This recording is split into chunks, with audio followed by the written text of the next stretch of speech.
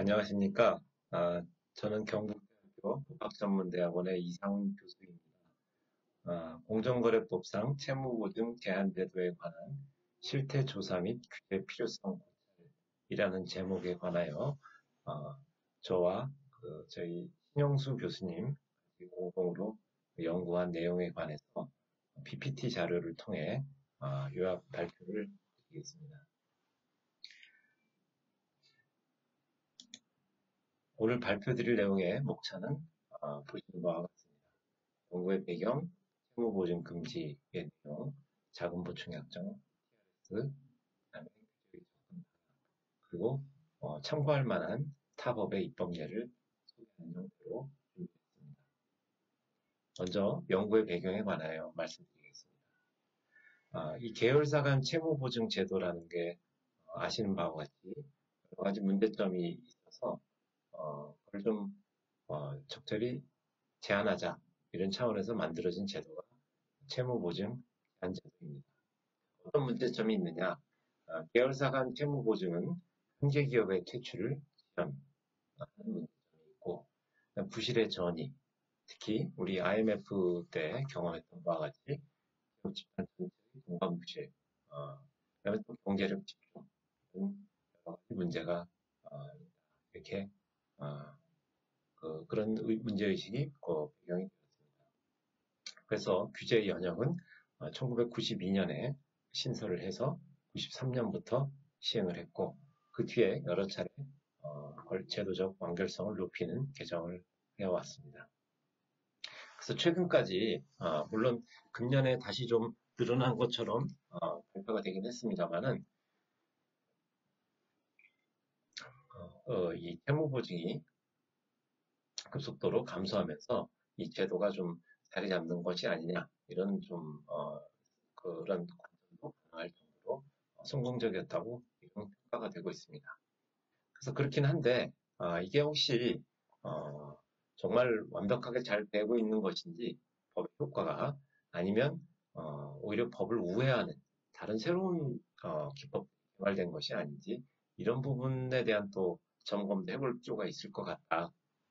특히 자금 보충 약정이나 TRS와 같은 신종 금융 기법을 활용한 사례들이 일부 발견이 되면서 이거에 대한 검토 필요성이 제기가 되었습니다. 그래서 그에 대해서 이것을 보증과 얼마나 유사한지 또는 채무보증에 준하여 비슷한 규제를 가할 것인지 안다면 어떠한 접근 방법 구체적인 뭐 입법례나 뭐 조문안이나 이런 것은 뭐 당연히 그건 별도로 굉장히 큰 또 검토를 요하는 사항이라 저희 이번 검토는 거기까지는 아니고 대충 어떤 식의 아이디어 그런 규제를 접근한다면 어떤 정도의 아이디어가 있을지 생각해보는 수준의 그런 범위의 범위를 검토 대상으로 삼았습니다. 그러면 먼저 채무보증 금지의 내용을 살펴보겠습니다.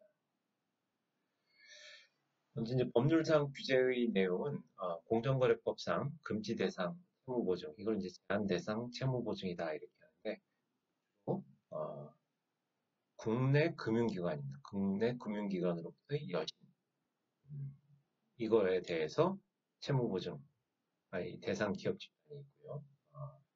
여기에 대한 이러한 보증으로 한정이 된다. 그러니까 이 보증 채무라는 거는 사실 주채무가 피보증 채무, 보증의 대상이 되는 채무가 뭐 금전 채무여야 하거나 금융 채무, 그러니까 차입금 채무 이런 채무의 종류엔 제한이 없습니다. 나중에 부대체적인 채무라 할지라도 손해배상으로 변할 수 있는 거면 다 보증의 대상이 될 수 있다. 일반적인 설명인데 공정거래법에서 규제하고 있는 채무는 이 보시는 바와 같이 그런 모든 형태의 보증이 아니라 금융기관 여신, 말하면 차입금입니다. 차입금. 완벽한 사실상 금융채무만을 대상으로 하고 있다. 이런 점을 알 수 있습니다. 그래서 상거래 채무나 어떤 뭐 물품 대금이나 기본적으로 그런 공사 이행 채무나 이런 것들은 아니라는 점을 알 수 있습니다. 그리고 또 금지 대상 채무 보증의 범위에 보면 인적 담보인 보증란을 포함하고 저당권 설정과 같은 물적 담보는 포함되지 않습니다. 그다음에 해외 현지 법인 간, 해외 현지 법인과 국내 법인 간의 보증도 당연히 아닙니다. 그럼 이제 여신의 종류, 아까 말씀드린 바와 같이 이게 기본적으로 금융기관의 에 대한 보증이라는 게 이제 중요한 특징이라고 할 수 있습니다. 그래서 이제 이거는 왜 자꾸 제가 강조를 드리냐면 이렇게 하면 뭐 기업의 경영활동, 계열사 간의 업무 협조나 이런 거를 너무 제한하지 않느냐 이런 반론을 펼 수 있는데 별로 그렇지 않다는 그런 점이 좀 있다. 원래 금융기관한테 대출을 받아야 될 금융기관이 해야 되는 금융 업무를 계열사 간에 흡수해서 하는 거기 때문에 사실상 금융업 라이센스 위반 이슈도 돈을 안 받으면 안 받으니까 부당기업이 되는 거고 만약에 받는다면 이 은행업법이나 금융기관 업법 위반 이슈도 있는 거죠. 원래가 조금 문제 소지가 있는 행위들의 대상이 한정이 되어 있다.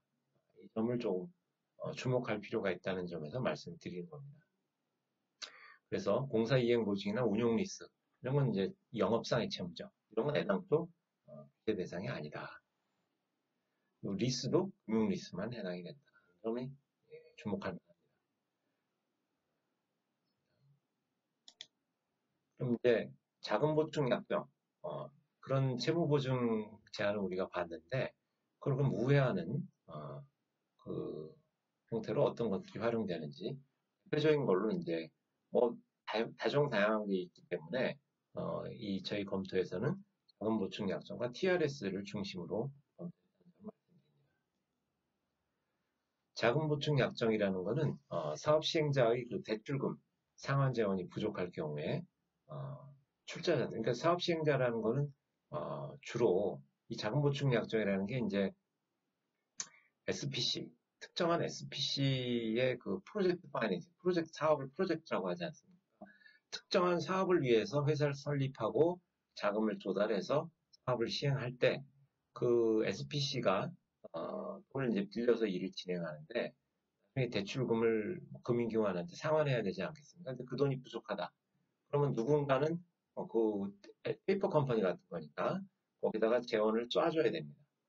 그럴 때 출자자들일 밖에 없죠. 뭐 대출해준 사람이 다시 뭐 쏴준다는 거는 그냥 추가 대출에 불과한 거고 보증에 유사한 기능을 가지려면 그 투자자들이 돈을 투입을 해야 되는데 투입해주는 방식이 후순위 대출을 해주는데 원래 있던 선순위 대출자보다는 후순위에 대주지 않겠습니까? 그래서 주로 후순위 대출로 또는 그보다 더 후순위는 출자를 해주는 약정을 합니다. 이게 시중에서 우리 신문상 말해지는 자금 보충 약정이다. 이렇게 이야기됩니다. 그래서 사업 시행자에게 이제 신용을 공유해주는 기능을 하는 거죠. 채무불이행 사태를 방지한다. 그래서 채무불이행 보증과 굉장히 유사한 거죠. 보증은 그런 물론 보충성이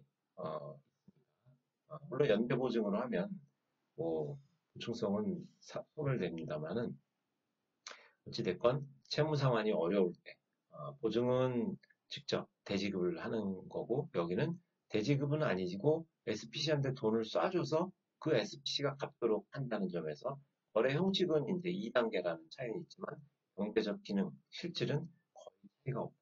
이렇게 말할 수 있습니다.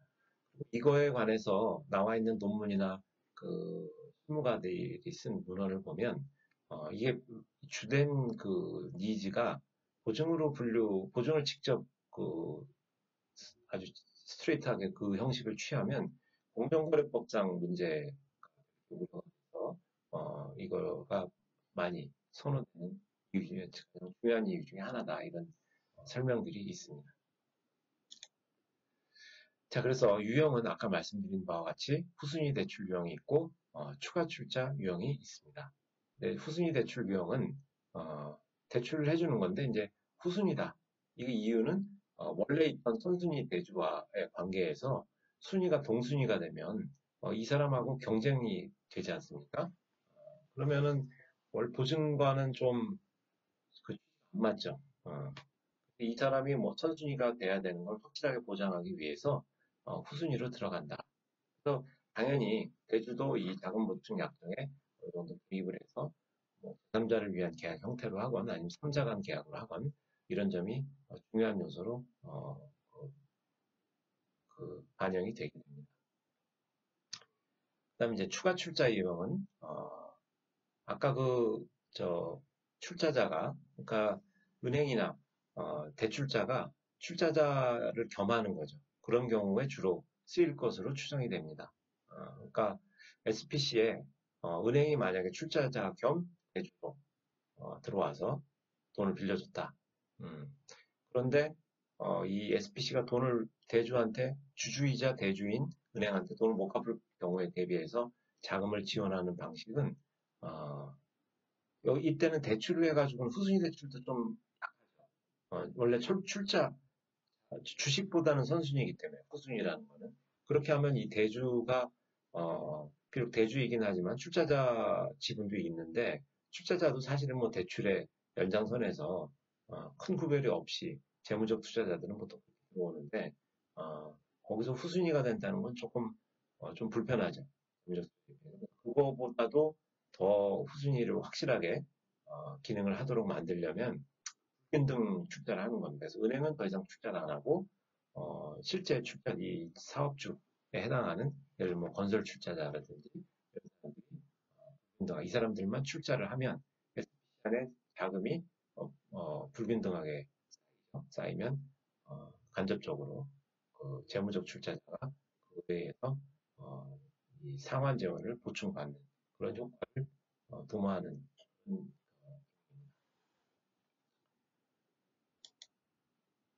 그래서 이제 채무보증과의 공통점은 신용공여 효과가 있다.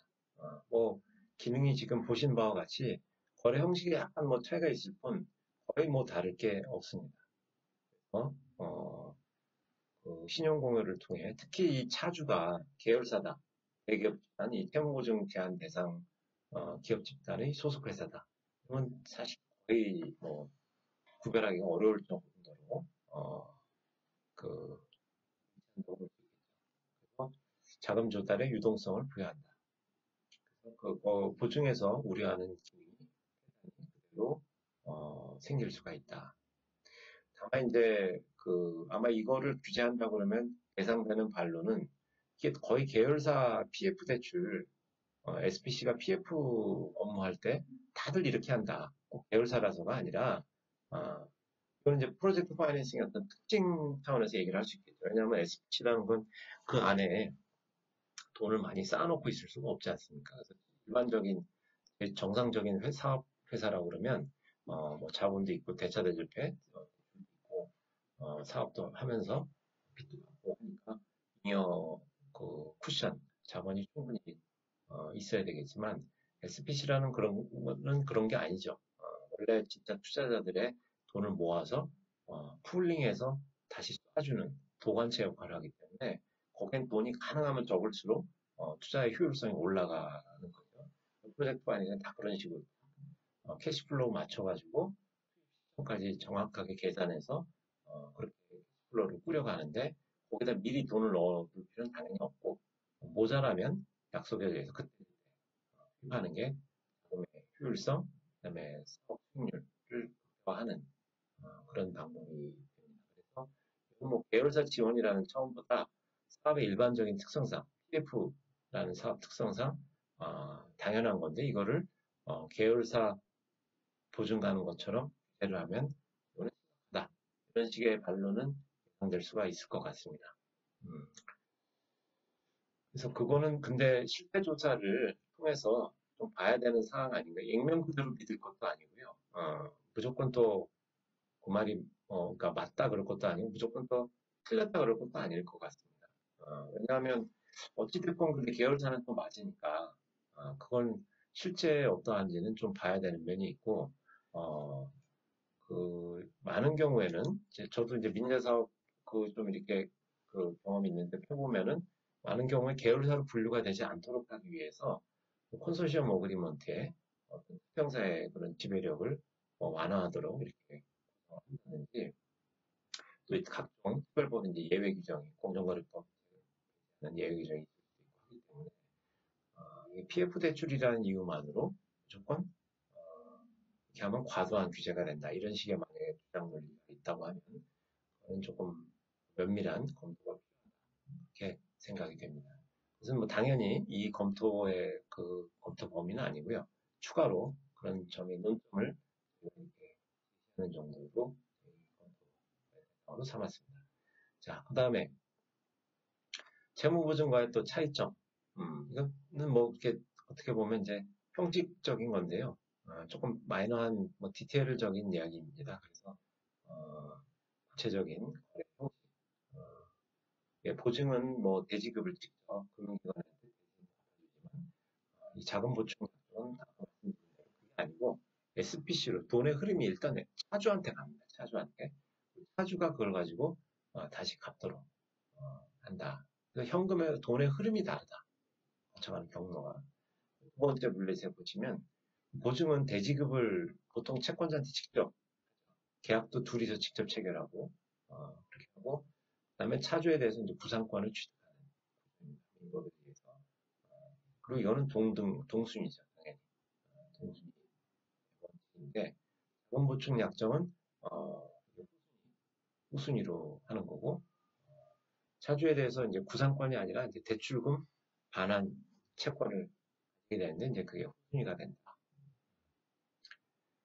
그다음에 이제 자금 보충인의 입장에서는 이게 자금을 보충해라 이런 요청을 받기 전에는 뭐 보증으로 정부에 기재되거나 공시되지 않는다고 합니다. 근데 뭐 이런 것들은 뭐 단언하기는 어려울 것이고 아마 계약에 얼마나 구속성이 있는지 이런 것도 또 사안별로 다를 수는 있을 것 같습니다.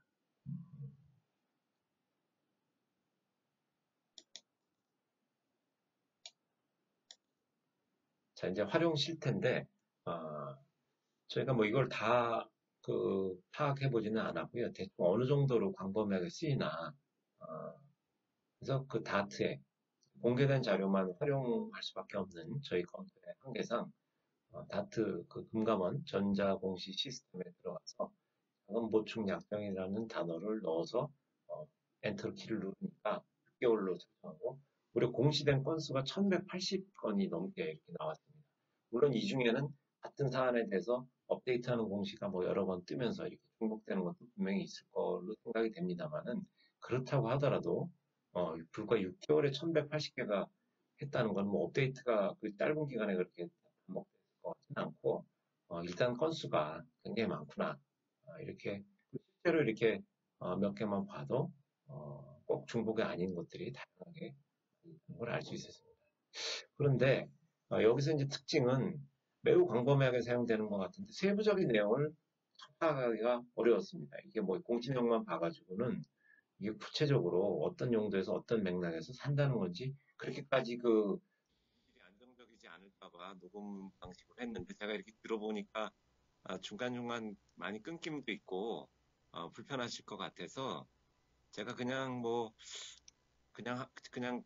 라이브로 이렇게 하면 어떤가 이제 주최 측에 말씀을 드렸더니 이렇게 전환을 해주셨어요. 그래서 이렇게 한번 하여튼 죄송하고요. 여러모로 다 저 때문에 이렇게 된 건데 죄송하다는 말씀드리고요. 그래서 그러면 아까 그 말씀드리던 부분을 이어서 제가 한번 좀 더 잘 들리시나요? 아까 그 녹음보다는 좀 낫지 싶어서 아무래도 이게 그럴 것 같습니다. 그 혹시 뭐 소리가 그 문제가 있으면 주최하시는 분 좀 알려주시고요. 막 하던 데 이어서 진행을 하겠습니다. 아까 그 자금 보충 약정의 활용칠 때, 요 부분 하다가 이제, 저희가 이렇게 교체가 됐는데, 그래서 공시 화면에 6개월간 무려 1180 상당히 많은데, 이게 이제 이 공시령만 봐가지고는 확인이 어렵더라고요. 이 계열사 지원이 상당히 있을 것 같기도 하고, 아닐 것 같기도 하고, 프로젝트 금융 사안이 다수인 걸로는 확실히 다수인 거는 맞는데 아닌 사안들도 또 상당수 있을 것으로도 보이고 해서 이거는 일도 양단으로 프로젝트 금융에 주로 쓰이니까 자금보충 약정은 뭐 제외해야 된다거나 또 그렇지 않은 경우도 있기 때문에 무조건 규제해야 된다 이렇게 말하기는 좀 어렵다 이렇게 생각이 됩니다. 그래서 실태 조사를 통해서 프로젝트인 경우에도 어쨌든 계열사가 공사하는데 보증하는 것은 맞기 때문에 그런 경우에도 금융채무나 또는 공사이행 보증은 원래 또 제외니까 그러니 사안별로 좀 살펴볼 필요가 있다 이런 판단이 좀 들었습니다. 다음 화면인데요. 사례 분석. 이거는 이제 자금 보충 약정이 쓰인 사례, 대법원 판결까지 나왔던 사안이어서 저희가 이제 공개된 것만 하다 보니까 아무래도 한계가 있어서 그러긴 했는데 마침 대법원 판결까지 갔던 이, 이 채무보증 제한이 여기에 딱 걸려 있는 사안이 발견이 돼서 저희가 한번 소개를 해드리도록 하겠습니다. 이거는 그 일단 계열사 M&A 그 인수금융이라고 하는 계열사 자금 지원, M&A 자금 지원으로 쓰인 용도여서 이게 PF라고 그래서 무조건 PF가 다가 아니라는 것을 아주 잘 적절히 보여주는 예가 되게 오히려 지배력 확장 용도 아니겠습니까? M&A라는 거는. 그래서 이 채무보증 대안의 규제 취지가 여전히 필요한 부분이 있구나 하는 걸 오히려 알 수 있게 한 사안이라고도 말씀드릴 수 있습니다. 사례는 이제 웅진그룹이 M&A 자금을 그 인수금융을 일으키면서 이거를 계열사를 누굴 내세워서 진행을 하고 그룹의 지주사 홀딩스가 이걸 이제 지원하는 용도로 그렇게 진행된 거래입니다. 근데 이제 그렇게 하면 계열사 보증이 똑 떨어지게 너무 딱 떨어지는 보증이 되다 보니까 어떻게 거래 구조를 만들었냐면 SPC를 웅진 계열사를 쓰질 않고 은행권이 회사를 하나 만듭니다. 은행에서. 유한회사로 만들어서 은행 직원이 했던 아마 주식회사라면 아마 은행에 출자를 했건 뭐 어떤 식으로든 은행에서 먼저 SPC를 만들어서 이걸 JIH라고 해서 얘를 바로 차주로 만들고 이 JIH가 다시 웅진 캐피탈에게 대출을 해주는 이 웅진 계열사가 캐피탈이 직접 대출을 받으면 계열사 보증에 딱 걸리니까 대출자를 한 쿠션 넣어서 이렇게 2단계 대출로 한 거죠. 그리고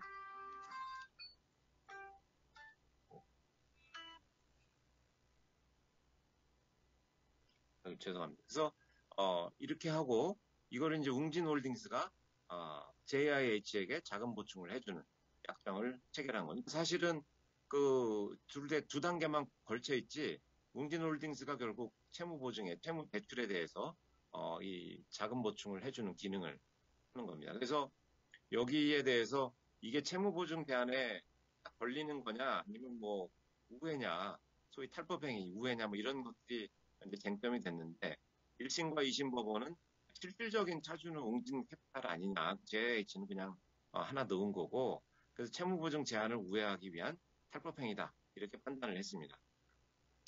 근데 이제 대법원은 여기서 탈법행위에 해당하는지 여부는 변론으로 하고 이건 이제 쟁점은 아니다. 이게 탈법행위에 해당한다 할지라도 이 공정거래법 위반이 과연 사법상 이 대출약정 그 보충약정의 사법상 효력에 영향을 주느냐 이게 쟁점이기 때문에 근데 그게 위법된다 하더라도 효력에 영향이 없다 이런 판단을 함으로써 대법원에서 최종 판단은 보류되었습니다만 어쨌든 1심과 2심에서는 이것을 채무보증 제한 위반의 탈법행위다 판단했다는 상당히 의미가 있는 판결입니다. 그래서 이 판결의 의의는 이 프로젝트 금융 이외의 지배력 확장 위한 신용공여에도 이렇게 활용이 분명히 되고 있다. 그다음에 탈법행위 규정이 여전히 상당히 이것이 작동을 할 수 있는 가능성이 있고 반면에 이것에 의존해서 바로 이 판결을 보면 채무보증 제한이다 이렇게 안 하고 탈법행위라고 얘기했다는 것 자체가 채무보증 제한의 어떤 규제 불완전성, 탈법행위 조항이 없다면 이 탈법행위 의유로 한다 그러는 거는 다들 실무를 해보셔서 아시고 얼마나 그게 힘들고 또 논란이 많이 될 건지 알 수 있는 사안 아니겠습니까? 특히 이 사안은 공정위하고 위반 행위자 간의 붙었던 분쟁이 아니고 웅진에서 나중에 이 빚을 면탈하기 위해서 자기 스스로는 나 탈법행위라고 강력하게 주장하면서 채무 면탈을 주장했던 사안이기 때문에 손쉽게 탈법행위가 인정이 됐었던 걸로 보이지만 만약에 공정위가 규제 제한을 대해서 제재를 가하는 그런 국면에서 이걸 부정하는 민간 그 당사자랑 만약에 이런 분쟁이 붙었다 그러면 그 정보 비대칭이라든지 입증 책임 면에서 과연 탈법행위가 이렇게 쉽게 인정이 될 수 있겠느냐. 탈법행위 조문이라는 게 이 사안 보면 이걸로 충분할 것처럼 보이지만 그렇게 보기는 좀 일반화하기는 어려운 면도 동시에 보여준 사안이다. 이렇게 생각이 됩니다. 그다음에 이제 이 프로젝트 금융을 하나 말씀드렸고, 이제 프로젝트 아닌 걸 말씀드렸고, 프로젝트 금융인 사안들도 상당히 그 많습니다. 제가 이 롯데쇼핑 삼천리 왕산 매저개발 이거는 하나의 예시고 어마어마하게 이 사례가 많아서 그 중에 이제 요것만 한번 이렇게 샘플로 뽑아서 보니까 프로젝트 롯데쇼핑 삼천리는 프로젝트 금융인 거였고 자금 보충이었고 왕산 레저는 추가 출자 약정 형태였습니다. 그래서 이 두 가지 유형이 다 쓰이고 있다는 것을 확인할 수 있었고요. 이 계열사 간 채무 보증인지 이게 사실 저희 관심사였는데 이제 공시 목적은 그게 거기에 딱 이렇게 적합하게 되어 있지 않다 보니까 그것까지는 저희가 파악하기 어려웠습니다. 그래서 이거 역시 이거를 만약에 문제 삼고 규제를 확장을 하려면은 실태 파악이 상당히 그 선행이 돼야 되고 그게 만만치 않겠구나 이런 점을 또 알 수 있었습니다. PRS에 관해서 말씀드리겠습니다. PRS는 개념은 다들 아시겠습니다만 간단히만 하면 대출채권이나 증권 그밖에 기초자산을 보통 이제 SPC 같은데 하나 담아놓고 그럼 그 기초자산이 증감 변동하는 자산이기 때문에 여기서 나오는 그 현금 흐름이 있습니다. 이 현금 흐름이 이제 리스크가 있는 위험 자산이 되는 거죠. 이 여기서 나오는 현금 흐름을 상대방한테 계약 상대방한테 넘기고 그 계약 상대방으로부터는 처음에 약정된 마치 대출금의 원리금처럼 픽스드 인컴이라고 하죠. 그걸 이렇게 넘겨받는 그런 식으로 교환을 하는 계약을 우리가 이제 TRS라고 합니다. 토탈 리턴 스왑이라고 해서 현금 흐름을 일체를 교환한다 이런 뜻이 되겠습니다. 이렇게 되면 예를 들면은 대출 채권을 두 번째 분리시키면 기초자산으로 할 경우에는 대출 채권이라는 거는 채무자가 제대로 빚을 못 갚을 때는 그 원리금이 손상이 날 수 있는 위험자산이죠. 그거를 삼자에게 넘기고 그 대출 원리금 상당은 그대로 갚기로 할 경우에 예를 들면 뭐 은행이라든지 금융기관에서 TRS 계약을 하면서 자기 나는 대출 원리금 상당만 받게 해달라.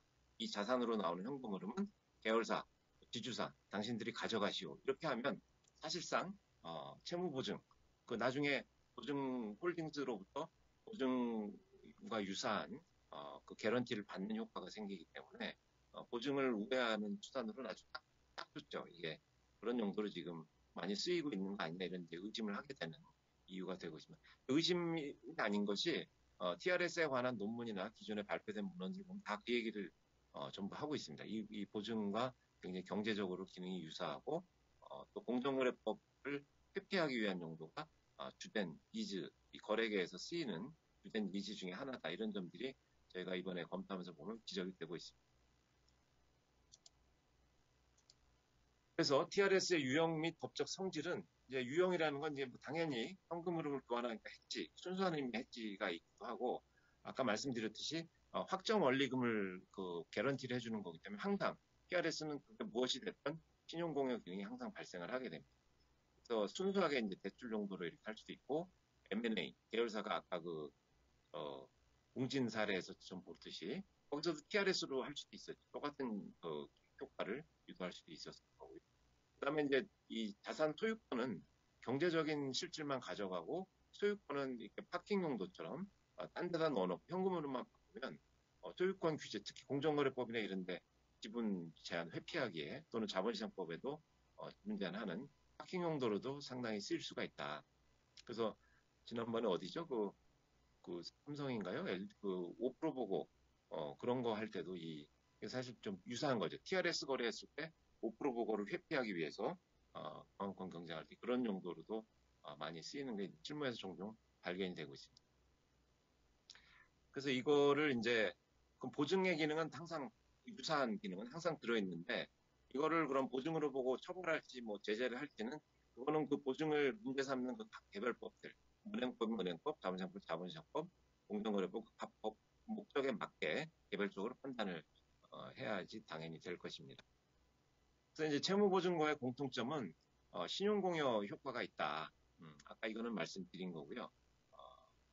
근데 이제 더 중요한 거는 TRS하고 유사한 개념으로 CDS, 신용부도수합, 이것도 이제 언론에 자주 등장하는 개념인데, 이런 것도 있고, 이것도 굉장히 더, 어떻게 보면 더 많이 활용되기도 합니다. 이것도 공지 다트에 들어가서 쳐보면 굉장히 많이 쓰고 있습니다. 그래서, 우리가 이제 TRS가 언론에 종종 옛날에 JP 모건인가요? 그걸로 아주, 화려하다 그러고 하여튼 센세이션을 일으키면서 했기 때문에 우리가 익숙해서 그렇지, 사실 이거를 문제 삼으려고 하면 이거와 유사한 기능을 하는 파생 상품은 얼마든지 있고, 금융이라는 건 합성을 통해서 파생 상품은 얼마든지 복제라든지 여러 다양한 변종이 가능하기 때문에, 저희가 이제 TRS라는 건 하나의 샘플로 대표적인 걸 이제 말씀드린 거고, 이거 역시 전반적인 좀 조사가 필요하다. TRS만 문제고 다른 거는 괜찮다. 이런 식의 그런 오해가 있어서는 안 될 거로 저희가 생각이 됩니다. 자, 그 다음에 이제 채무보증금의 차이점, 법평칙과 손익, 이런 면에서는 법평칙은 당연히 이제 다르게 되겠습니다. 파생계약이다 보니까. 그리고 그 문헌이나 이런 데서 보면 아마 민간 측에서 가장 대표적으로 내세울 거로 예상되는 이제 강화 논리는 KRS는 수익을 얻을 수도 있고 업다운이 다 있다. 보증은 일방적으로 퍼주는, 빵꾸 나면 메꿔주는 다운사이드만 있는 계약인데 보증인 입장에서 보면 물론 보증 수수료를 이제 받는 게 등가성이 유지되는 게 원칙이긴 합니다만은 수수료를 제외하면 어쨌든 보증계약 자체는 이제 그런 구조인데 TRS는 현금으로 자체를 바꾸기 때문에 위험자산의 현금으로 리스크 대시니까 업다운이 다 있다. 그래서 이게 다르다. 그냥 투자 상품이다. 채무증과 다르다. 아마 이런 이야기가 논문에서도 많이 나오고 이걸 규제하게 될 경우에 가장 많이 예상되는 그런 논리라고 생각이 됩니다. 근데 그렇기는 한데 또 하나 이제 차이점은 부상권, 보증은 이제 부상권이라고 그래서 일단 메꿔주고 나면 다시 채무자한테 받아내는 그런 제도가 있습니다만은 TRS는 이제 그런 건 아니죠. 그런 거는 TRS 현금으로만 아마 녹여서 서로 등가성을 아마 조건화할 것으로 생각이 됩니다. 그래서 이 TRS 이제 이런 논리는 이제 저희가 이것도 역시 실태 조사를 통해서 나중에 이게 얼마나 타당성이 있는 이야기인지는 검증이 필요하다고는 봅니다만은 이런 거 만약 이런 정말 순수한 기능이라고 하면 금융기관하고 그냥 하면 되는 것이지 굳이 이렇게 계열사를 위해서 이렇게 한다는 거는 조금 그리고 금융기관이 그 특정 회사에 주로 이제 혼자 그 신용 능력, 대출 능력, 대출 받을 능력이 부족하니까 아마 이런 걸 하는 거 아니겠습니까? 그래서 이런 걸 한다는 것 자체가 뭐 이게 업사이드도 있을 수 있다. 이런 거는 조금 좀 대부분의 경우는 아마 맞지 않는 진짜 업사이드 보려고 투자 상품 할 거면 딴 거 좋은 거 많은데 그거 가지고 이렇게 계열사에 혼자 대출도 못 받는 회사 이렇게 넣어가지고 그걸 기초자산으로 한다는 거는 조금 하여튼 그런 면에서 여러 가지 면밀한 검토가 좀 필요할 것 같습니다. 자, 이제 TRS의 활용 실태도 이거 역시 다트에 검색하면 뭐 부지기수로 이렇게 올라옵니다. 그래서 여기에 보면 이제 정도로는 저희가 그간의 신뢰나 문헌이나 또는 공식 내용에 간간히 보이는 걸 추정을 해보면 비계열사 순수하게 정말 비계열사 금융기관 간의 거래도 굉장히 많은 것 같습니다. 그래서 이런 것들이 일단 다수를 금융계에서 상당히 수요가 있나 보구나 이런 걸 가능하게 하고요. 프로젝트 금융 아까 위에 그런 경우에 자금 지원성 거래, 그다음에 이제 계열사끼리의 순환출자 해소, 지분 처분 사실상 이제 좀 파킹 유사한 그런 용도로 많이 쓰이는 거죠. 그 외에는 이제 내역을 알기 어렵고 공지 내용 나온 조건만 봐가지고는 내용을 알기 어려운 경우 이렇게 다수가 있었습니다. 이것도 이제 사례를 하나 그 분석을 이제 두 개인데 둘 다 지금 다 이렇게 언론에 보고가 되고 보도가 되고 일부는 이제 제재 절차에 들어가 있거나 일단락되거나 그런 사안. 하나는 효성 TRS인데 이거는 이제 공정위에서 과징금 의결하고 검찰 고발한 사입니다. 이제 그 보도 자료에 나온 내용을 보면 주효성의 교사에 따라서 효성투자자 계열사가 부실 회사인 G 갤럭시아 일렉트로닉스를 시비를 발행할 수 있도록 이거를 일체를 보증하는 것과 유사한 실질의 TRS 계약을 체결하였다. 이런 사례고요. SK 실트론 TRS 사례. 이거는 이제 법적인 차입 주체는 SPC인데 이 SPC가 실트론 주식을 매입을 하고 그 돈을 그 갚는 그 돈을 그 이제 차입금 원리금 상환 의무가 발생하지 않겠습니까? 이거를 이제 그 회장님하고 TRS를 통해서 회장님이 돈을 내고 이 TR이 자주식에 나오는 현금으로 교환하는. 그러니까 경제적인 실질로 보면 회장님이 주식을 사실상 효용과 비용을 다 부담하는데 그 중간에 SPC를 하나 세워서 좀 파킹 유사한 그런 수행하는. 그래서 이거는 뭐 계열사 간 채무보증 질질이라고 보면 어려운데 계열사가 아니고 이제 회장 자연인이기 때문에 그런 건 아닌 그 규제 저쪽 문제는 없습니다만은 어쨌든 이걸 통해서 만약 그 회장님 자리에 계열사가 들어갔다 그러면 이거 역시 똑 떨어지는 그게 되기 때문에 기초자산이 이제 경제개혁연대나 이런 데서는 기초자산이 대출 채권일 때만 이게 문제가 된다 이렇게 했는데 그렇지 않다는 거. 주식이라도 얼마든지 신용공여 기능, 그 주식을 산데 필요 들었던 자금을 대출금으로 처리하면 어차피 또 똑같아지기 때문에 기초자산이 뭐냐가 중요한 건 아니고 이 TRS라는 계약 형태 자체 그리고 그걸로 통해서 손익이 어떻게 분배되는지 이런 게 더 중요하다. 그런 걸 좀 알게 해준 그런 사례입니다. 근데 이제 규제의 접근 방향인데 저희가 이걸 봤을 때 그럼 어떻게 할 거냐? 전체적인 뭐 입법 방향이나 디테일은 지금 뭐 여러분도 느끼시겠지만은 지금 저희가 하는 건 이제 초벌 단계로서 아이디어의 어떤 방향성을 한번 생각해보는 정도의 그런 추가적인 검토가 필요하겠습니다만은 그런 이제 저희 검토의 그 형상에 맞춰서 저희가 생각해 볼 때는 이제 고려할 사항은 이렇게 좀 생각이 됩니다. 어쨌든 이제 자금 보충 약정이나 TRS가 경제적 실질은 굉장히 유사하다. 디테일에 들어가면 이제 또 많은 더 검토가 필요하겠습니다. 어쨌든 큰 그림에서는 많이 유사하고, 그다음에 실제 거래계에서는 채무 부정을 회피하기 위한 게 주된 니즈다. 이렇게까지 얘기가 되고 있는 상황이고, 그다음에 TRS의 경우에도 언론에 종종 보도가 되는데 주로 이제 계열사들 신용 제한, 지원, 그다음에 실질적인 어떤 파킹, 의결권 제한, 회피, 순환 출자 해소 이런 용도로 다양하게 지금 활용되고 있는데 이것을 이런 공통점은 이제 신용을 지원하는 실한 계열사 혼자서는 온전히 자기가 대출을 받기 어려운 상황에서 그 신용을 보강해주는 다른 계열사가 그게 이제 공통점이라고 할 수 있는데 그것을 채무보증 제한 내지는 그 탈법행위로 규제를 확장할 거냐 그게 이제 이제 문제입니다. 그래서 여기에서 생각해 볼 수 있는 거는 세 가지입니다. 첫째는 규제를 아예 폐지하자. 이거는 이제 이것도 뭐 충분히 생각해 볼 수 있다고 봅니다. 이미 이걸 도대체 막을 수가 없다. 파생상품이라는 거는 그거는 조금만 합정을 하면 무한 복제로 비슷한 상품을 만들어낼 수 있는데 그걸 일일이 다 법조문에 대형법정주의나 뭐 제재의 어떤 엄격주의 때문에 조문에다 담을 수가 굉장히 어렵다. 그리고 이미 다 빠져나가서 다들 벌써 할 사람 벌써 다 하고 있다. 이 상태에서 굳이 이것을 뭐라 그럴까 이미 너무 좀뭐 시기적으로나 또는 그 좀 필요하지 않다. 현실에 비춰서. 그다음에 이제 또 하나는 그 채무보증 예외가 이미 실효성이 많기 때문에 예외가 많기 때문에 실효성 자체가 이미 크지 않고 그다음에 이것을 그 돈을 만약에 안 받고 한다면 당연히 부당지원에 걸릴 거고 돈을 받고 한다면 보증을 업으로 이렇게 돈 받고 한다면 제 생각엔 그 아마 금융업 어디 라이센스 위반으로 당연히 뭐 그것도 해당 규제가 있을 것으로 생각이 되는데 그래서 논리적으로는 이거를 하지 않아도 어딘가에 좀 걸려야지 맞지 않나 이렇게 볼 수 있다고 하면 굳이 이거를 이르기 복잡한 걸 유지할 치력이 없다 이런 생각도 해볼 수 있다고 봅니다. 근데 다만 이거는 이제 저희 검토와는 별개로 또 근본적으로 채무보증 유사 제한제도 그 채무보증 제한제도 자체를 존치할 거냐 말 거냐는 더 근원적인 검토이기 때문에 근데 저희가 이제 검토한 거는 그건 건드리지 않고 그게 유지된다고 봤을 때 나머지 제도를 확대할 거냐는 거기 때문에 이거는 아이디어 차원에서는 논할 수 있지만 저희 검토에서 채택하기는 좀 어려운 안이다 이렇게 말씀드리겠습니다. 첫 번째 안은 현행 규제를 유지하면서 그러면 탈법행위 아까 그 대법원 판결처럼 그렇게 하는 건 어떠냐?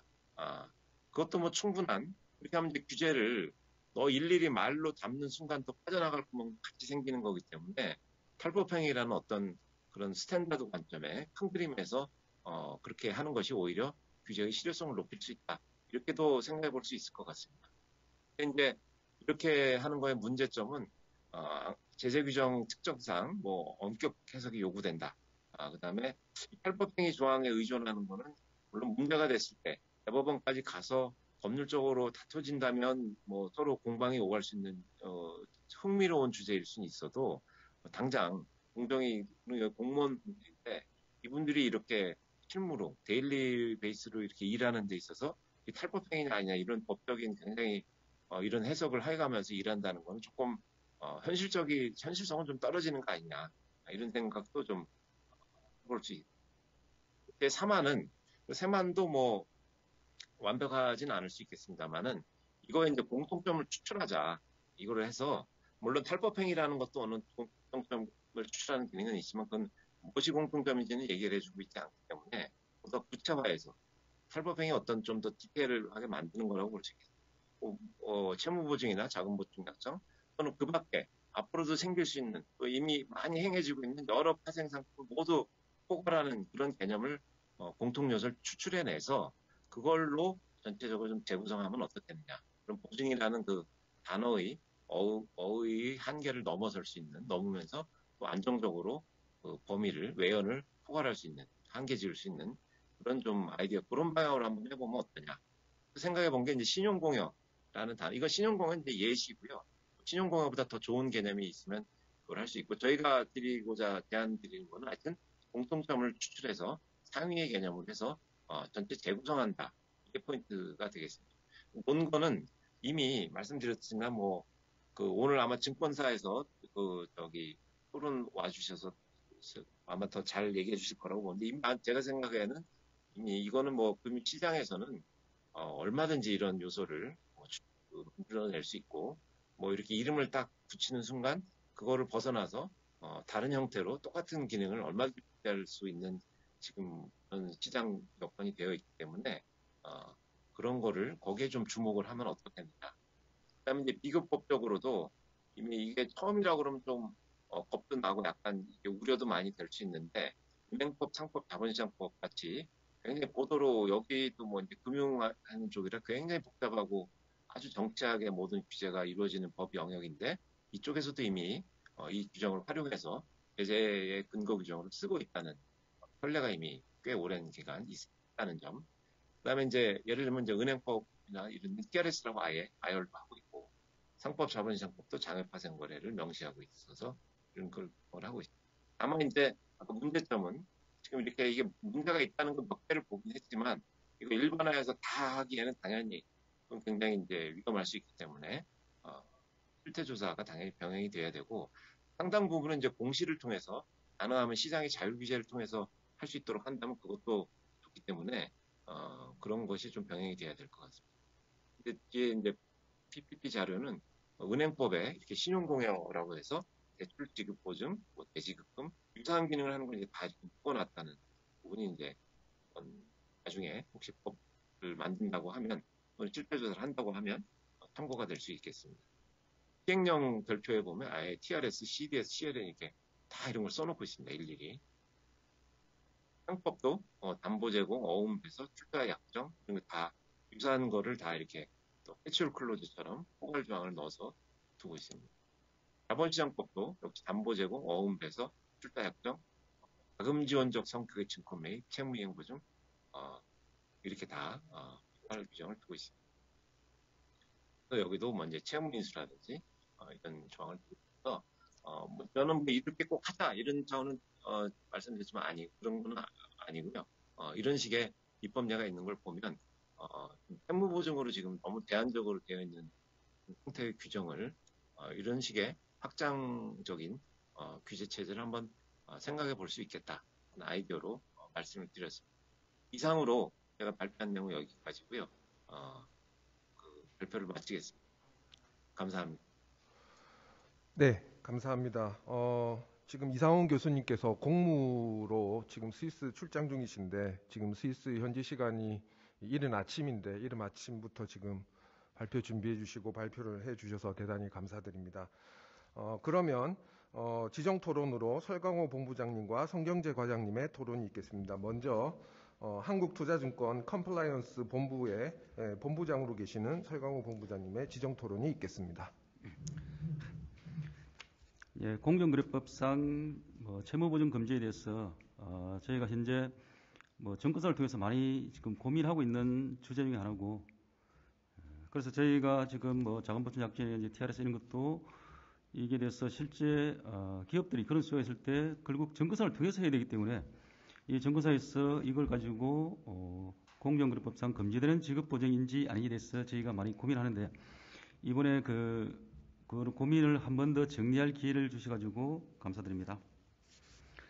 제가 회사에서 일을 쭉 하니까 제가 회사 들어온 지 한 20년 되는데 회사에 대해서 여러 가지 규제가 없을 수는 없다고 봅니다. 그런데 규제가 합리적이고 규제 필요성에 대해서 공감되고 그래야 수용성이 있지 않나 하는데, 그런 측면에서 조금 더 고민을 해주셨으면 합니다. 규제 필요성이 있다면 어떻게 규제를 하는 것이 합리적인지 검토될 것이고, 규제 필요성이 없거나 현저히 적은 경우라면 기업 경영의 효율이라든지 혁신적이고 창의적인 기업이 생겨나게 규제를 최소화하거나 규제를 해소해야 된다고 봅니다. 그 발표문을 보니까 공정거래법상 채무보증 제한 제도를 유지한다는 전제를 하는 것에 대해서 조금 아쉬움이 들었습니다. 그렇지만 비록 거래 형식은 다르지만 경제적 기능이 계열사의 신용을 보강하는 기능에서의 공통된다고 볼 수 있는 자금보충약정이나 TRS 등도 규제 필요성이 있으니 재검토하자고 하는 것 같습니다. 물론 그러면서 이제 채무보증 제한의 예외적인 허용 사유에 해당하는지도 고민해야 된다고 하는 것 같습니다. 이 발표를 보니까 법상 제한 대상이 되는 채무보증은 물론이고 법적으로 허용되는 채무보증도 지속적으로 감소하였다고 하는데, 여기에 대해서는 제가 좀 상당히 관점이 다른 것 같습니다. 현재 공정거래법상 금지되는 지급보증의 문제점을 제가 한번 정리해봤습니다. 예전에는 금융의 흐름이 일반 개인들이 예금 적금을 하고 그러면 그 돈을 은행에서는 기업에 대출해주는 간접금융시장이었습니다. 그런데 지금은 간접금융보다는 각종 뭐 주식이나 회사채라든지 신종자본증권을 발행해가지고 기업이 직접 자금을 도전하는 직접금융시장, 자본시장이 엄청나게 발달하고 있습니다.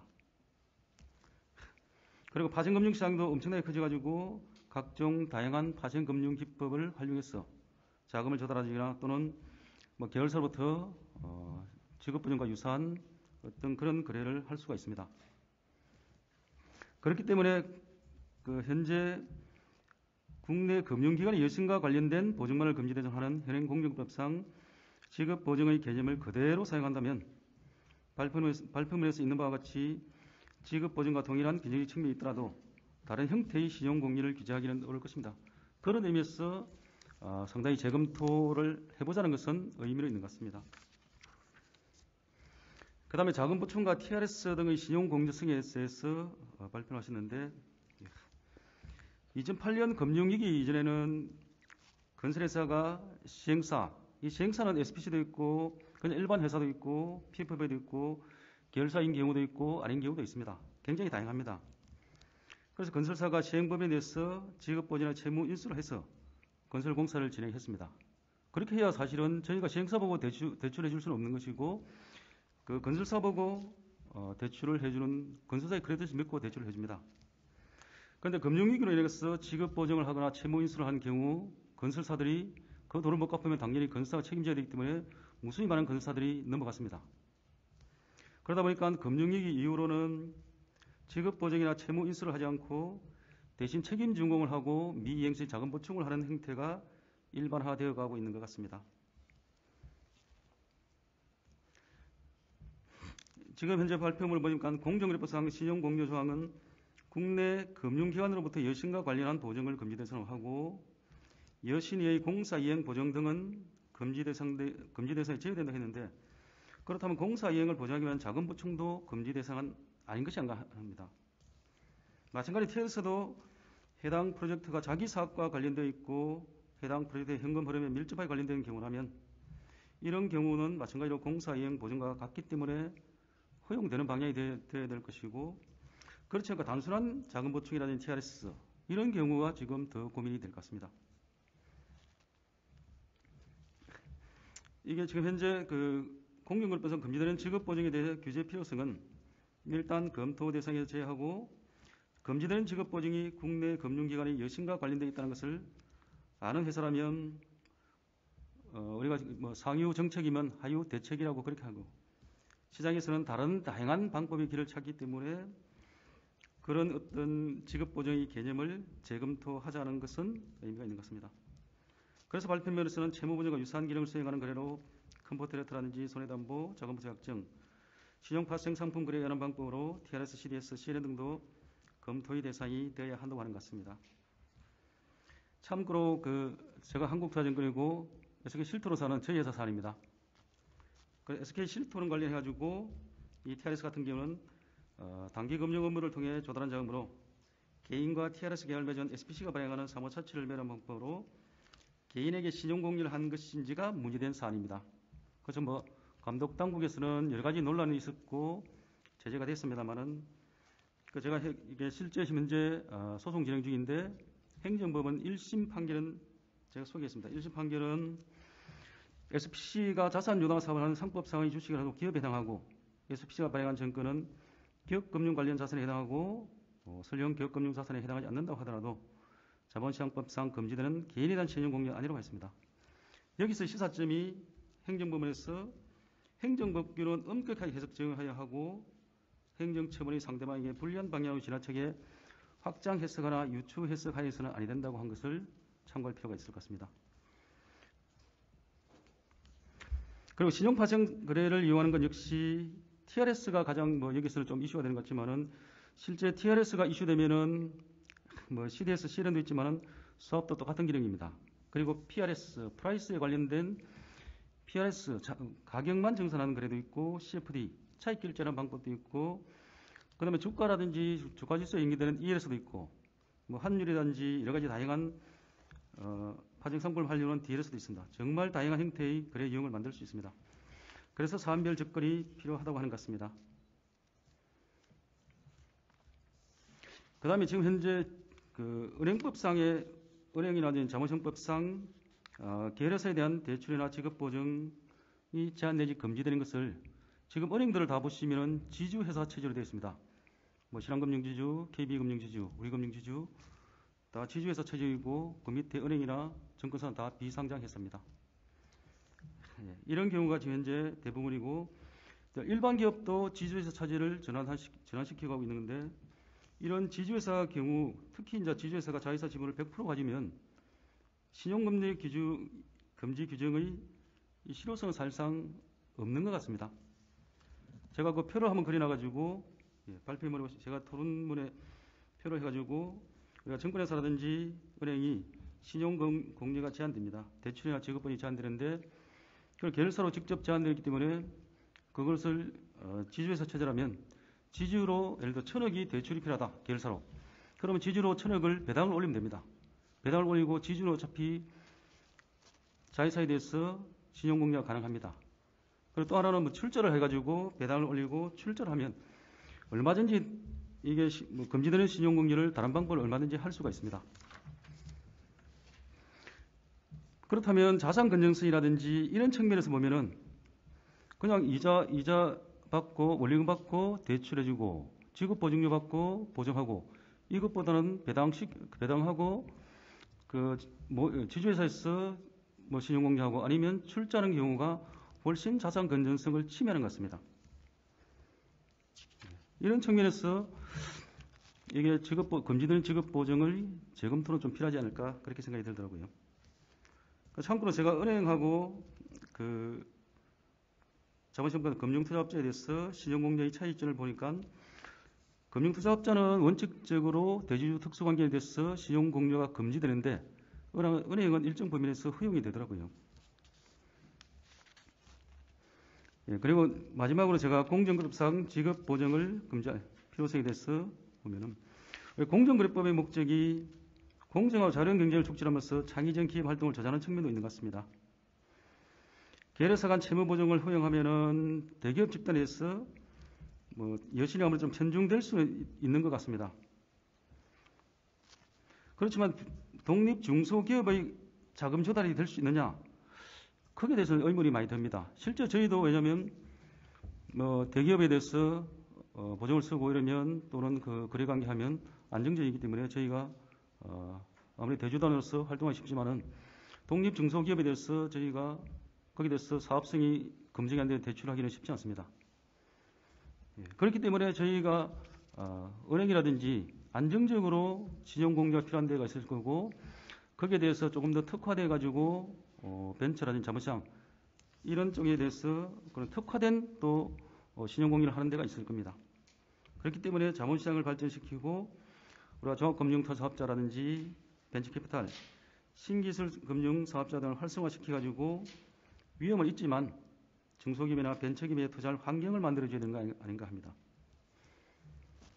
그리고 발표문에도 있지만은 각종 부당 지원 내지 업무상 배임, 상장 범위의 특수관계에 대한 신용금리 규제, 그런 저촉 문제도 한번 생각해보고 또 만약에 부당 지원 금지 조항에 위반한 경우나 업무상 배임을 한 경우 형사처벌이나 상법상 이사에 대한 책임, 재산에 대한 책임 이런 책임을 엄격히 추구하면은 중복 규제이면서 실효성에 대해서 의무인 지급 보정의 재검토 필요성이 좀 더 부각되는 것 같습니다. 그래서 자금보충이나 TRS 등의 실태 조사를 이용한다면 중복 규제와 실효성 측면에서의 실태 조사도 함께 이루어졌으면 좋겠다는 생각입니다. 근데 실제 제가 이 실태 조사를 필요성은 있을 것 같은데 지금 정말 너무 다양한 거래 형태가 있기 때문에 실제 실태 조사가 될지는 사실 굉장히 고난도 숙제 같습니다. 마지막으로 제가 한번 제안을 해보면은 지급 보증을 신용 공개의 개념으로 재검토한다면 상장회사 상호 출자하지 않은 기업 집단에 해당하는 경우라도 건설공사 수주 등 자기 사업과 관련한 자금 보충이나 TRS 제공 등은 허용한 방향으로 검토되었으면 하고 기업의 일정 물적 분할이나 새로운 회사를 설립하여 경영회를 기하는 경우 계열사 상환의 출자 자체를 금지하지 않는다면은 또는 지주회사 체제의 그런 경우의 신용공개나 출자를 금지하지 않는다면 은행법처럼 자기자본 일정 한도를 두어가지고 일정 한도 내에서 계열사에 대한 신용공개를 허용하는 것을 같이 검토해가지고 하면은 부실의 전이를 방지하고 경영활과 혁신의 길을 터주는 조화의 방향이 되지 않느냐 그런 제 생각이 들더라고요. 이럴 때 증권사 중에서 자기자본 3조 이상인 회사가 종합금융투자사업자로 지정됩니다. 그런 경우 계열사인 해외 현재범위에 대해서 신용공개를 금지했지만 올해 6월 달에 50% 이상의 지분을 보유한 해외 현재범위에 대해서는 자기자본 일정 범위 내에서 신용공개가 허용됩니다. 그런 것도 한번 참고해 볼 필요성이 있지 않나 합니다. 예, 이상입니다. 예,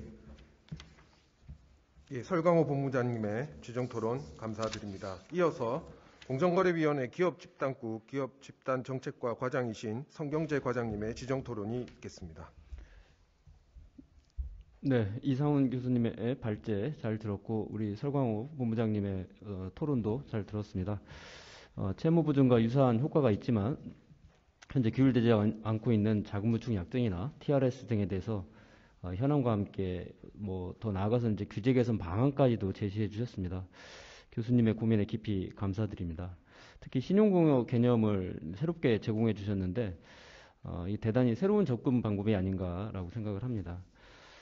채무보증은 다 아시겠지만은 신용도나 담보 능력 이상으로 금융기관으로부터 자금 차입을 용이하게 함으로써 대기업 집단으로의 여신 편중을 처리함으로써 이제 궁극적으로는 이제 경제력 집중을 심화시킨다라는 문제점이 있습니다. 물론 아까 설 본부장님께서 말씀하신 것처럼 그렇다고 해서 이제 만약에 그걸 규율하게 되면은 독립기업이라든지 중소기업으로 자금이 이제 우회가 되느냐, 그거는 좀 아닌 거 아니냐라는 지적이 있었고 그거에 대해서는 저도 동감하는 바입니다. 또한 이제 이 부실 계열사에 대한 채무 보증은 이제 기업 집단 소속 한 개 기업의 이제 퇴출을 지연시키고 이로 인해서 기업 집단 전체의 동반 부실화를 야기할 수 있는 그런 리스크가 있다고 볼 수 있습니다. 이런 문제 때문에 93년도에 최초로 채무보증 제도가 도입이 되었던 것은 주주의 사실이라고 볼 수 있습니다. 그때 당시에는 이제 자기 자본의 200%까지 이제 채무보증 한도를 설정했고 그 이후에 이제 100%로 낮추는 제도 개선을 한번 했고 IMF 직후에는 이제 아예 신규 채무보증을 금지시키는 그런 이제 그 규제 강화 방안까지도 제안이 됐었다고 볼 수 있습니다. 그리고 2001년 이후에는 아예 이제 채무보증을 전면적으로 금지하고 이제 채무보증과 유사한 효과가 있는 이런 거에 대해서는 이제 탈법행위로 금지하는 현행 규제 체제가 이제 비로소 이제 완성되었다고 볼 수 있습니다. 제가 이제 왜 이렇게 채무보증 제도가 이렇게 협소하게 규정이 됐나라는 거를 이제 고민을 좀 해봤는데, 사실 90년대 말 2000년대 초반, 이거 뭐 결국엔 90년대 말이겠죠. 90년대 말에 금융시장이라는 게 기본적으로 은행을 매개로 하는 직접 금융 형태가 대부분이었기 때문에 그거를 제한하는 규제가 가장 중요하다고 생각해서 이제 그렇게 만든 것 같습니다. 그로부터 지금 20여 년이 지난 지금 시점에는 그때 당시에는 상상도 할 수 없는 그런 이제 파생 상품들이 많이 나오고 하다 보니까 결국에는 이제 이제 채무보증 금지라는 그런 공정거래법상 규제 제도가 결국에 실효성을 좀 많이 상실해가고 있는 게 아닌가라는 생각을 갖게 됐고요. 제 토론 자료에서도 보시겠지만은 93년도에 채무보증 금액이 이제 165.5조 원이었는데 지난해 제가 발표한 채무보증액은 864억 원에 불과했습니다. 이것도 대부분은 제한 제외 대상 채무보증이기 때문에 결국에는 현재 제한 대상 채무보증은 거의 존재하지 않는 상황입니다. 이제 결론적으로 말씀드리면 이제 90년대 말에 직접금 형태, 은행을 매개로 한 이제 그런 대출을 받을 수밖에 없는 상황에서 지금은 은행을 매개로 하지 않은 그런 파생 상품이 많기 때문에 채무보증 금지를 뭐 일부러 우회한다거나 뭐 그럴 필요성조차 없는 그런 금융시장이 발전하게 된 거 아닌가라는 생각을 갖고 있고. 근데 이제 다만 올해 제가 또 이제 채무보증 그 액을 발표하면서 좀 깜짝 놀랐던 거는 지난해 이제 자산 가치가 급등하고 또 온라인으로의 어떤 그 거래가 이제 옮겨가면서 새롭게 이제 6개 기업 집단이 이제 상출 집단으로 이제 옮겨왔는데 그 6개 집단 중에서 몇 개 기업 집단은 아직도 1조 원이 넘는 그 계열사 간 채무 보증을 갖고 있더라라는 점이 이제 올해 또 제가 느꼈던 좀 새로운 사실입니다. 결국에 채무 보증 형태가 상출 집단들은 많이 없어졌다고 하지만 아직도 공시 기업 집단이라든지 그 밑에 하위 기업 집단에서는 아직도 법에서 금지하고 있는 형태의 채무 보증 형태가 많이 남아 있는 게 아닌가라는 그런 의구심을 갖지 않을 수 없었습니다. 함께 이제 여러 문제점이 있다 보니까 국내 금융기관의 여신과 관련해서 보증을 제공한 이런 이제 그 경우에만 금지토록 하고 있다 보니까 자금 보충 약정이라든지 이제 TRS라든지 이런 것들이 이제 채무 보증 규제를 우회할 가능성이 존재하고 있다라는 문제의식을 갖고 있었고, 또 경제개혁연대 같은 데서는 TRS와 같은 파생 상품 계약 중에서 실질적으로 채무 보증 효과가 있는 행위에 대해서는 이걸 탈법 행위로 간주해서 규제해야 되는 거 아닌가라는 건의도 했었습니다. 근데 아까 말씀드린 것처럼 이제 금융시장 발전으로 이제 위험관리 등을 위해 도입된 파생 상품을 이제 일부 보증 효과가 있다고 해서 그걸 일률적으로 채무 보증으로 규제하는 것은 조금 신중할 필요가 있지 않겠느냐. 금융 및 파생 상품 형태가 매우 다양하므로 실질이 채무 보증으로 볼 수 있는 행위를 모두 열거해서 규제하는 것도 또한 뭐 집행상 과도한 비용이 치료되기 때문에 사실상 불가능한 측면이 있다라고 볼 수 있고, 결국에 어렵지만은 사안별로 구체적인 개혁의 내용이나 효과를 고려해서 판단해야 되는 거 아닌가라는 생각은 갖고 있습니다. 이제 공정위는 이제 내년 초에 이제 올해 새로 시행되는 공정거래법에 따르면 공정거래위원회가 실태조사를 법의 근거에 따라서 할 수 있는 근거 조항이 새롭게 도입이 되었습니다. 기존에는 행정절차법에 따라서 하다 보니까 이제 뭐 이 조사의 신뢰성이라든지 이런 것들이 담보되기 어려운 측면이 있었는데, 다행스럽게 이제 공정거래법에 그런 것들이 도입이 됐고 올해 12월 30일부터 시행이 되기 때문에 어렵지만, 아까 뭐 본부장님께서도 말씀 주셨듯이 이제 과연 실태조사가 이게 너무 다양한 현재 거래 행태를 모두 다 실태를 파악한다는 것 자체가 좀 어려운 거 아니냐라는 말씀 주셨는데, 저는 의욕을 갖고 좀 해보려고 했는데 참 어려운 과제구나, 어려운 숙제를 제가 떠안고 있구나라는 생각을 다시 한번 하게 됐습니다.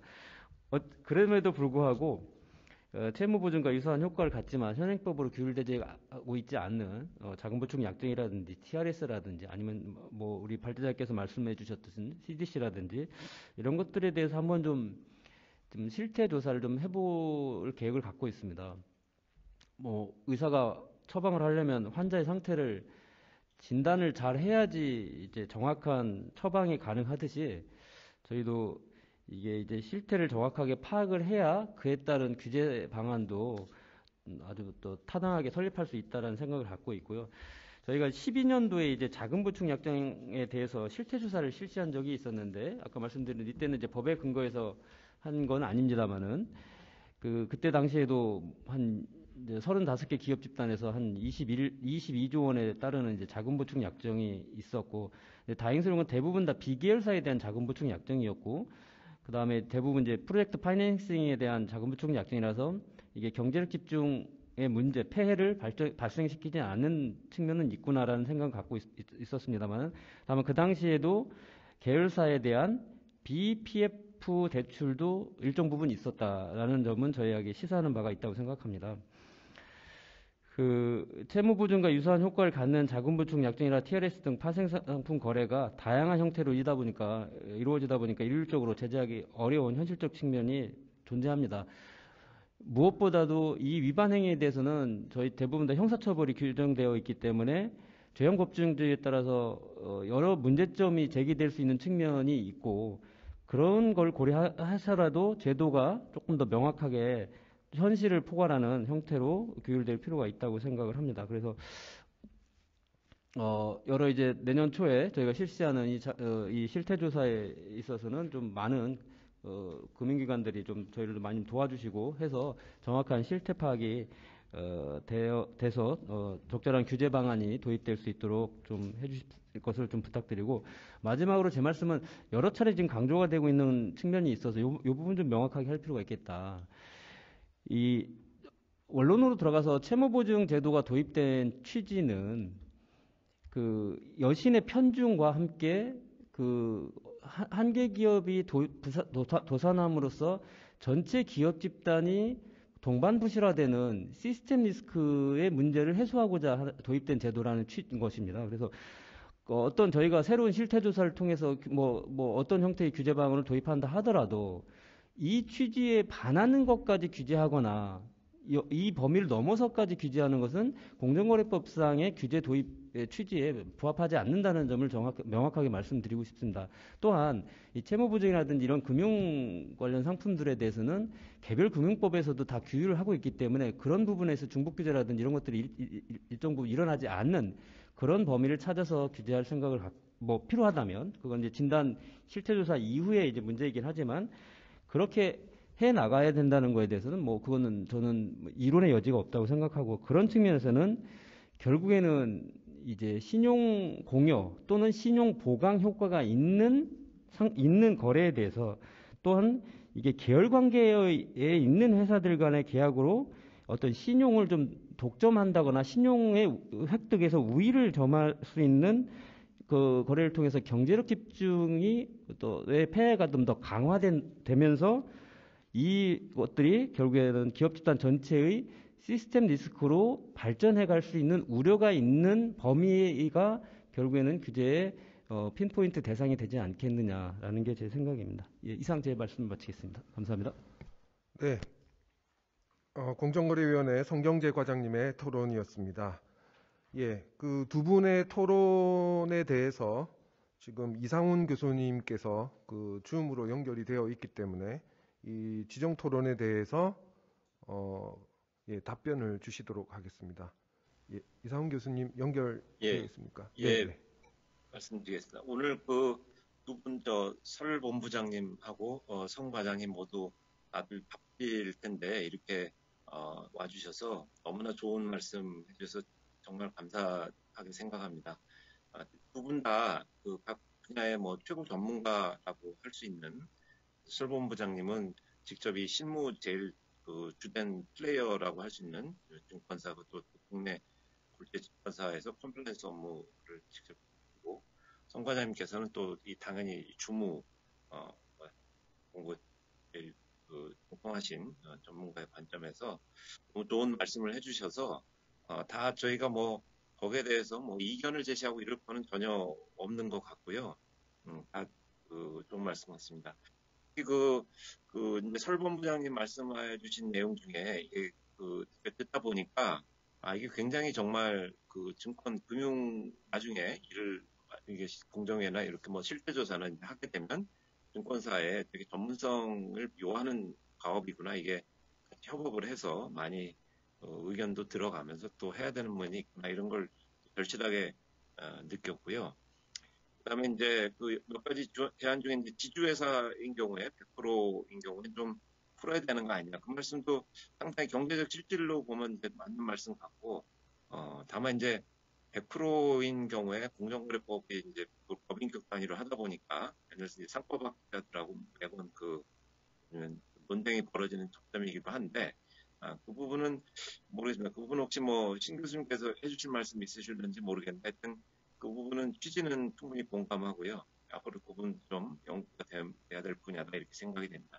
그럼 이제 상법상 배임이나 이런 그런 중복교제 부분도 지적해 주셨는데 그 부분도 참 일리 있는 지적이라고 생각되고요. 다만 또 청과장님께서 말씀하신 바와 같이 시스템 리스크는 이제 배임이나 이런 거는 아시는 바와 같이 부가 꼭 이전됐느냐, 그 대가를 제대로 받았냐 이런 걸로 가기 때문에 굉장히 사실 처벌하기가 어렵고 약간 좀 목적이 좀 다른 면이 있죠. 부가 이전됐느냐지 그거를 경제력이 특정 계열사끼리 계속 그렇게 으쌰으쌰 하면서 경제력이 집중되고 그 시스템 리스크를 키우느냐 이런 거랑은 또 조금 다를 수 있어서 그 부분을 유의하면서 그 검토해 보겠다고 해주신 성 과장님 말씀 상당히 그렇게 좀 저도 공감이 됩니다. 그래서 규제 너무 중복되지 않게 하면서도 잘 해나가야 되는 그래서 실제 조사가 상당히 어렵겠다는 말씀 느낌이 저도 이제 본부장님 토론에서 느꼈는데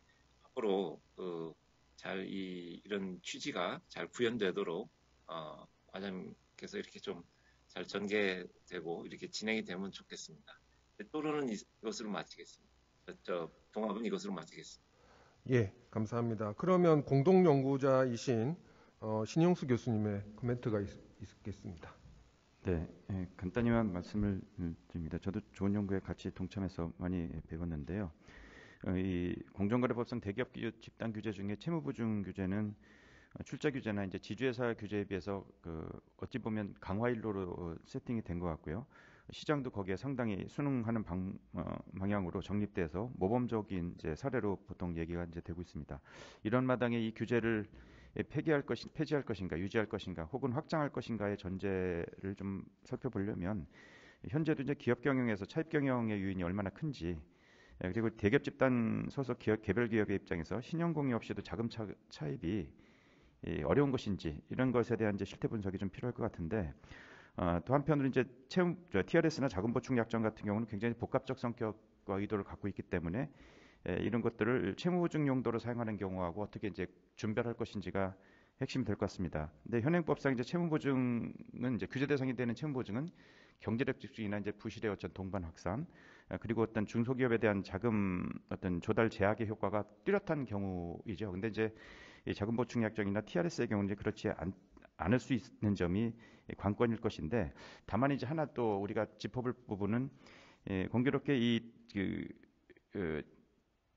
채무보증 금지가 이제 도입된 이후에 사후 규제, 말하자면 이제 사익 편취라든지 내부 거래 이제 규제가 이제 들어왔죠. 그래서 사실 입법 당시에는 그런 사후 규제 대상이 되는 행위들에 대한 이제 고려가 없었던 시점이었고요. 거기다가 파생금융 상품도 이제 대단히 그 후에 많이 생겨났기 때문에 어찌 보면 이제 그런 자금보충약정이나 TRS에 대한 지금 이제 드러난 함의들은 이제 30년이 되어가는 이런 채무보증 규제의 어떤 전통적 논거 효용이 여전히 유효한가, 이 한계의 직면에 있지는 않는가, 한계는 어떻게 극복될 것인가, 그리고 사후 규제 수단과 어떻게 연계할 것인가, 이런 것들이 아닌가 이렇게 생각이 되고요. 그래서 그런 점에서 현 시점에서는 규제를 어떻게 하겠다는 것보다는 굉장히 어렵다는 말씀이 많이 나왔습니다만 이 실태 조사가 불가피한 게 아닌가 이런 생각이 듭니다.